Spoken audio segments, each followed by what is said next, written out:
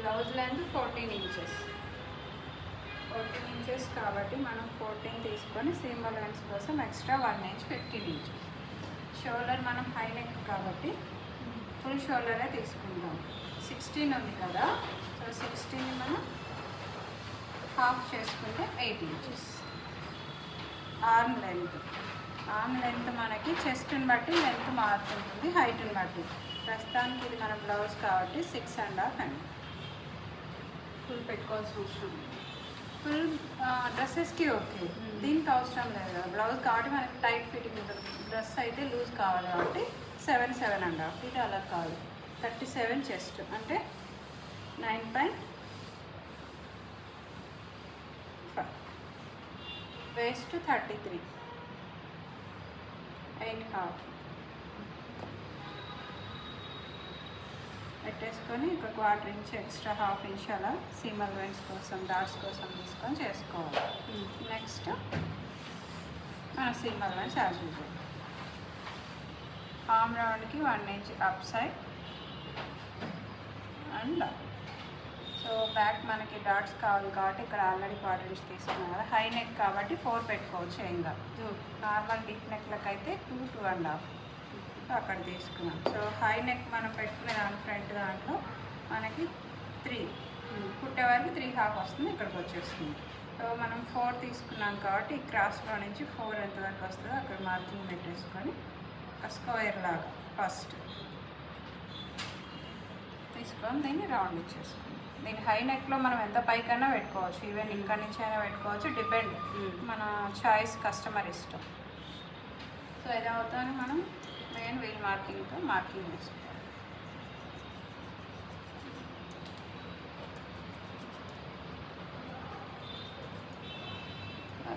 Back part cut చేసేసుకొని next front.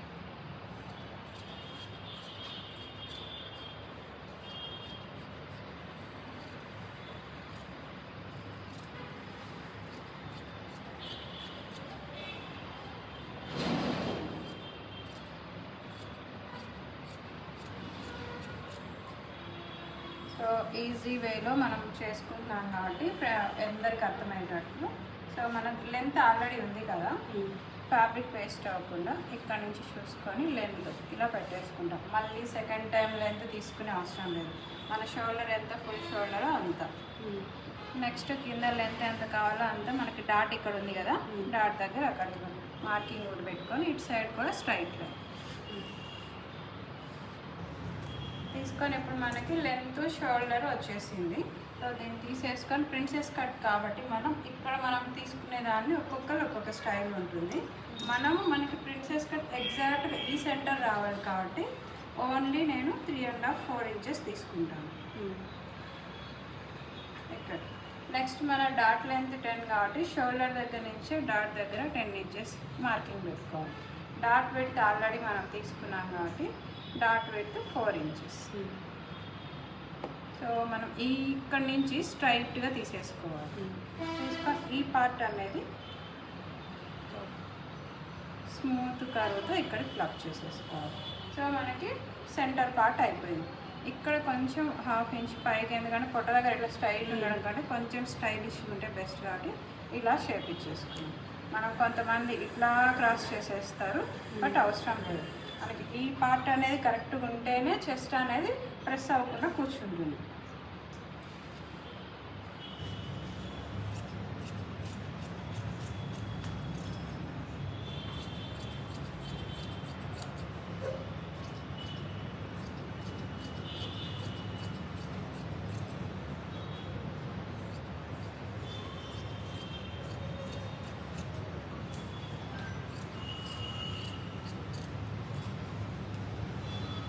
తీసేసుకున్నాం. Next మనకి సైడ్ పార్ట్ కావాలి కదా.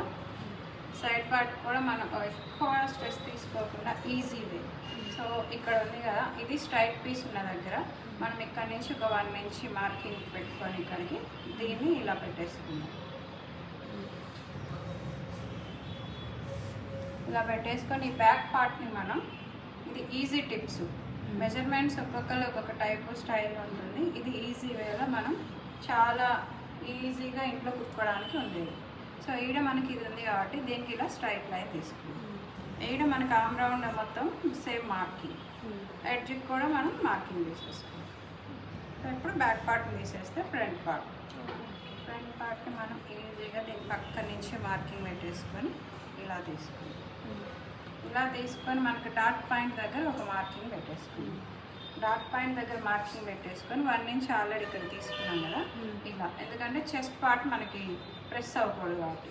వేస్ట్ మనకి ఈక్వల్గానే ఉంటుంది కానీ చెస్ట్ కొంచెం పెద్దగా ఉంటుంది కదా, సో అందుకు మనం వేస్ట్ పార్ట్ ఎక్కడి వరకు అయితే మార్కింగ్ ఉందో అక్కడి వరకు ఇలా తీసుకున్నాం. ఇక్కడ నుంచి ఇక్కడ మనం కుట్టడానికి సీమ్ అలవెన్స్ కావాలి కాబట్టి ఇలా ఈ పార్ట్ వరకు మనం యాడ్ చేసుకుంటే ఇలా వచ్చింది.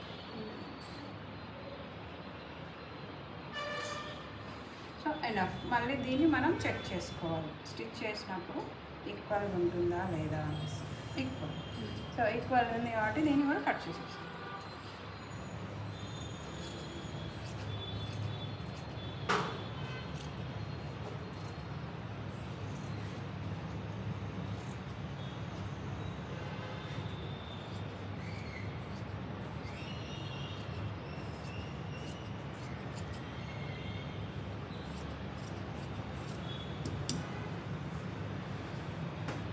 ఫ్రంట్ బ్యాక్ నెక్స్ట్ కట్ చేద్దాం.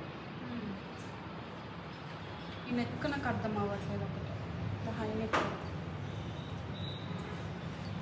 బ్యాక్ అయితే పైకి మనం ఏం మెజర్ తీసుకున్నాం అది తీసేసుకున్నాం కదా, సో బ్యాక్ అయిపోయింది. ఫ్రంట్కి మనం షోల్డర్ దగ్గర నుంచి చిన్న మార్కింగ్, ఫ్రంట్ బ్యాక్ ఈక్వల్ ఉండాలి కాబట్టి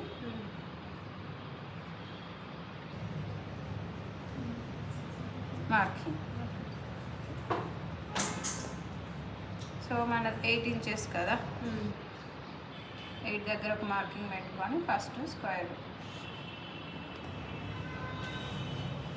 సో మనం కొంచెం డీప్గా ముందు బ్రాడ్ కావాలనుకుంటే కొంచెం ఇక్కడ నుంచి ఇలా షేప్ ఇచ్చేసుకోవచ్చు. ఓకే. సో మనం అనుకున్న ఎక్కువ రౌండ్ కంటే ఇలా కూడా చేసేసుకోవచ్చు. ఈ టైప్లో మనకి ఇది ఉన్నా కానీ ఇక్కడ మనకి షోల్డర్ ఈక్వల్గా ఉంది కదా, కొంచెం మనకి ఈ టైప్లో వచ్చిందంటే ఫ్రంట్ బాగుంటుంది కాబట్టి ఈ టైప్లో తీసుకొని సేమ్ దాని మీద కట్ చేసుకుంటాం.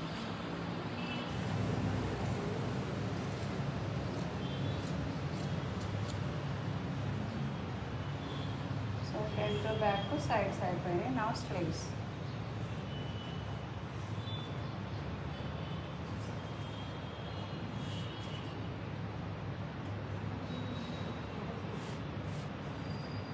స్లీవ్ లెంత్ 10.5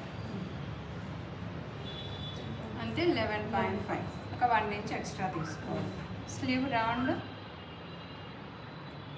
10.5 అంటే 5.25 హాఫ్ తీసుకోవాలి. Slew round 11.5, 11.5 sleeve length 10.5.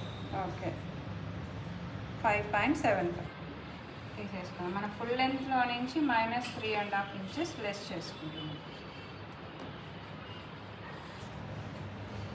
చేసేసుకొని ఆమ్ రౌండ్ 18 ఇంచెస్ అంటే 9.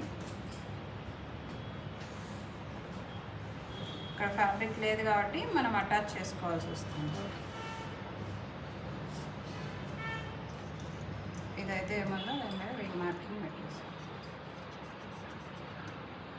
సేమ్ ఇక్కడ సెంటర్ పాయింట్ తీసుకొని 1/2 inch up side, 1/4 inch down side, ఇక్కడ 1 ఇంచ్ ఇక్కడ 1 ఇంచ్ మనం నిన్న క్లాస్లో చెప్పుకున్న దాన్ని బట్టి సేమ్ స్లీవ్స్కి అలాగే.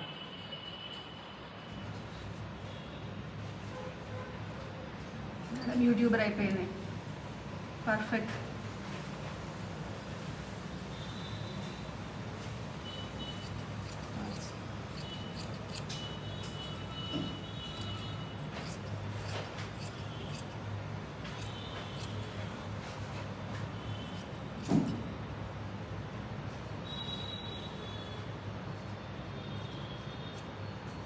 తీసుకొని వీటికి మళ్ళీ ప్యాచెస్ కావాలి కదా, ప్యాచెస్కి మనం ట్రై చేయాలి.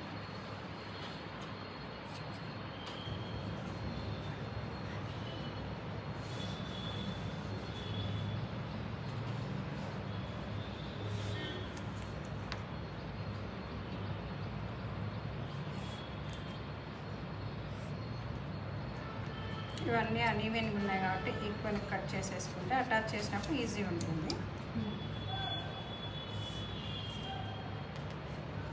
సో ఇది స్టిచ్కి కావాలి కాబట్టి మళ్ళీ 1/4 ఇంచ్ ఎక్స్ట్రా.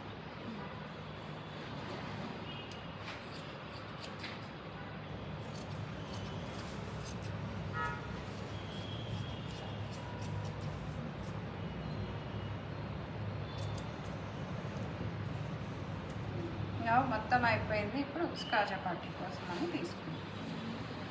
ఉక్స్కి స్కేల్ అంతా, కాజాకి 1.5 స్కేల్ అంతా. ఇది 1 ఇంచే ఉండాలి, ఇది 1.5 2 ఇంచెస్ అయినా ఉండొచ్చు.